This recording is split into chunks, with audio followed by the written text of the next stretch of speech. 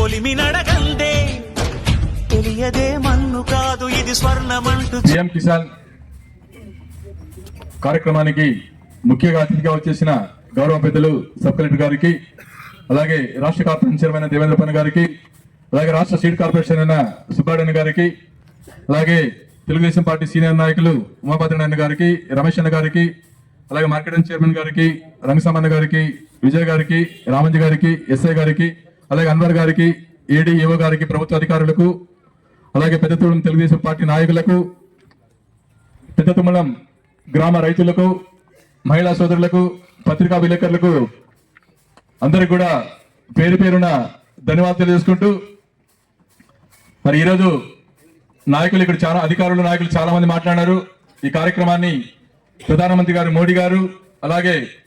గౌరవ ముఖ్యమంత్రి చంద్రబాబు నాయుడు గారి ఆధ్వర్యంలో ఈరోజు రైతుల ముఖాల్లో వెలుగు చూడాలని చెప్పి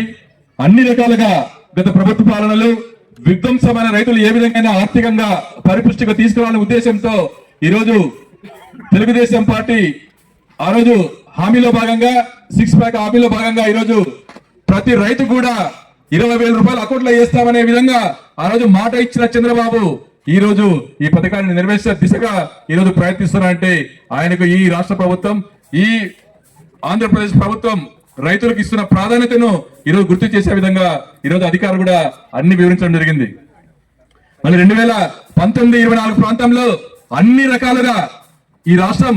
సర్వనాశనం అయిపోయింది. రైతులకు ఎక్కడ కూడా సాగునీరు లేక, రైతులకు సరైన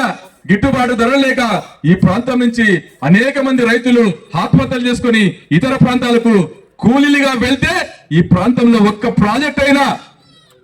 కంప్లీట్ చేశారని చెప్పి ఈరోజు జగన్మోహన్ రెడ్డి గారిని అడుగుతున్నాం. ఆ రోజు మా చంద్రబాబు నాయుడు గారు ముఖ్యమంత్రి గారు 2019 సంవత్సరంలో ఇక్కడే ఉన్న ఆర్డీఎస్ ప్రాజెక్ట్ స్టార్ట్ చేస్తే చంద్రబాబు నాయుడుకి మంచి పేరు వస్తుందని చెప్పి ఆ ప్రాజెక్ట్ లో ఒక్క ఇటుకైనా వేసామా జగన్మోహన్ రెడ్డి అంటున్నాం.